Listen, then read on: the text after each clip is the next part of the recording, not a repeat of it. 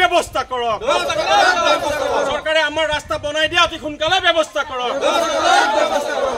চৰকাৰে আমাৰ ৰাস্তা বনাই দিয়া অতি সোনকালে ব্যৱস্থা কৰক অতি গুৰুত্বপূৰ্ণ পথটি নিৰ্মাণ কৰিবলৈ স্থানীয় ৰাইজে পশুবাৰ চৰকাৰ তথা প্ৰতিনিধিসকলক আবেদন নিবেদন কৰিছিল যদিও সুফল লাভ নকৰিলে অতি শীঘ্ৰে ট্ৰেক্টৰ চলাচল বন্ধ কৰিবলৈ দাবী জনোৱাৰ লগতে শীঘ্ৰে পথছোৱা মেৰামতি কৰিবলৈ দাবী জনাইছে ৰাইজে বন বিভাগ অবৈধ মাটি খনন বন্ধ কৰক অবৈধ অতি সোনকালে ৰাস্তা বনাই দিয়া ব্যৱস্থা কৰক আমাক অতি সোনকালে ৰাস্তা বনাই দিয়া ব্যৱস্থা কৰক বাৰিষাৰ কালত গাড়ী মটৰ চাইকেল চলাই যোৱাটো দূৰৰ কথা পথটিৰে খোজকাঢ়ি যাবলৈও কৰিবলগীয়া হয় চিন্তা পথছোৱা নিৰ্মাণৰ দাবী ভুক্তভোগীৰ ৰাইজ ওলাই আহিবলৈ বাধ্য হয় এজাক বৰষুণ দিলে পথৰ সদৃশ্য হৈ পৰে পথছোৱা ইতিমধ্যে পথছোৱাত পৰি এজন লোক গুৰুতৰভাৱে আহত হ'বলগীয়া হৈছে গাঁওখনৰ একমাত্ৰ পথছোৱাৰে দৈনিক কেইবা শতাধিক ৰাইজ আৰু ছাত্ৰ ছাত্ৰীসকলে অহা যোৱা কৰি আহিছে অতি দুৰ্ভাগ্যৰ কথা যে উক্ত পথছোৱাৰে প্ৰতিদিন অবৈধভাৱে মাটি খনন কৰি ট্ৰেক্টৰ চলাচল কৰাৰ বাবে সম্পত্তিৰ মৰণ ফান্দত পৰিণত হৈছে পথছোৱা অবৈধ মাটি খনন কৰি ট্ৰেক্টৰ চলাচল বন্ধ কৰিবলৈ ৰাইজে দাবী জনায় যে বালি একদম বোকা বালি হৈ থাকে সেইটো কাৰণে মোৰ ল'ৰাটো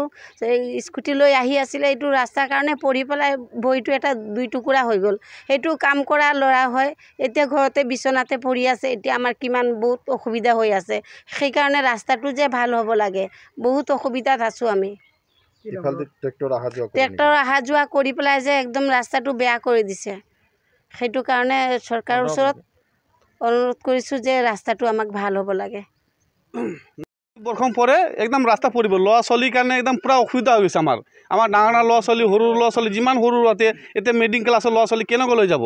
আপোনালোকে এটা চিন্তা কৰক আপোনালোকে যদি আহিছে যদি চব মিলি পেলাই আমাৰ ৰাইজৰ যিমান আছে মহিলাকেইটা চব আহি পেলাই ৰাইজৰ ৰাস্তাৰ কাৰণে লাগে আমাৰ যিমান চৰকাৰ আছে আমাৰ নিমন্ত্ৰণ কৰিছোঁ আমাৰ ৰাস্তাটো বনাই দিয়ক এই আজিলৈকে ৰাস্তা একদম হোৱা নাই চব ৰাস্তা গুটি হৈ গ'ল আমাৰ এইটো ৰাস্তা হোৱা নাই ট্ৰেক্টৰ চলে এতিয়া ইমান ট্ৰেক্টৰৰ বহুত দিগদাৰী আছে বিষয় ট্ৰেক্টৰ চলে ইয়াত একদম ট্ৰেক্টৰৰ মতলব নক'ব আৰু ট্ৰেক্টৰ চলি পেলাই ৰাস্তা বেয়া যায় এতিয়া গাড়ীবোৰ ৰাস্তাটো চাওক নাই একেবাৰে ৰাস্তাটো পূৰা বেয়া হৈ গৈছে পূৰা দূৰলৈকে ৰাস্তা হৈছে গাঁও কোনো গাঁও ভাল নহয় আমাৰ ৰাস্তাৰ কাৰণে ৰাস্তাটো বনাই দিয়ক ৰাস্তাটো ভাল লাগে আমাক সেইকাৰণে আপোনালোকক অনুৰোধ জনাইছোঁ বাছ নমস্কাৰ নামনি গাঁও লামা মন্দিৰ কাষেদি যিটো ৰাস্তা সোমাই আহিছে এই বাটটোৰ অৱস্থা অতি শোচনীয় ৰ'দ দিলেও ধূলিৰ কাৰণে আমাৰ পোৱালি 100 মিটাৰ ঘৰৰ পৰা ওলাই যাব নোৱাৰে স্কুল যাব নোৱাৰে ধূলিত পোত খাই যায় অকণমান কিনকিনীয়া বৰষুণ দিলে ৰাস্তাটোত আমি চলাচল কৰিব নোৱাৰা হ'লোঁ এইটো ৰাস্তাত পৰি পেলাই আমাৰ ইয়াৰে আমাৰ ভাতৃ এজন শিবু তেখেতৰ মাতৃ আছে তেখেতৰ ভৰি ভাঙি বিচনাত পৰি আছে তাৰ উপৰি ইয়াতে আজি 25টা বছৰে অবৈধ মাটি খনন চলি আছে এটা বৃহৎ এলেকা চৰকাৰী ভূমি তাতে গাঁত খান্দি গোটেই বিনষ্ট কৰিছে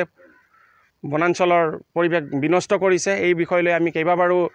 মুখ্যমন্ত্ৰী মহোদয়ক ইমেইল যোগে পত্ৰ দিছিলোঁ বন বিষয়াকো দিছিলোঁ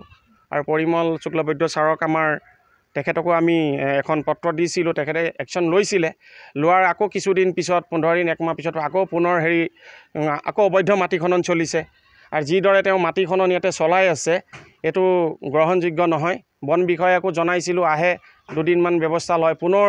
আকৌ সেই একেই আৰম্ভ হয় গতিকে আমি চৰকাৰক আমাৰ মাননীয় মুখ্যমন্ত্ৰী মহোদয়ক আৰু আমাৰ জিলা উপায়ুক্ত মহোদয় চক্ৰ বিষয়া তেখেতক আমি দাবী জনাম যে আমাৰ এই ৰাস্তাটো অতি সোনকালে বনাই দিয়া ব্যৱস্থা কৰক আৰু অবৈধ মাটি খননকাৰীক তেওঁলোকে আইনগত ব্যৱস্থা লওক আমাৰ এইটোৱে দাবী আৰু বিশেষ আৰু মোৰ ক'বলগীয়া নাই ঠিক আছে।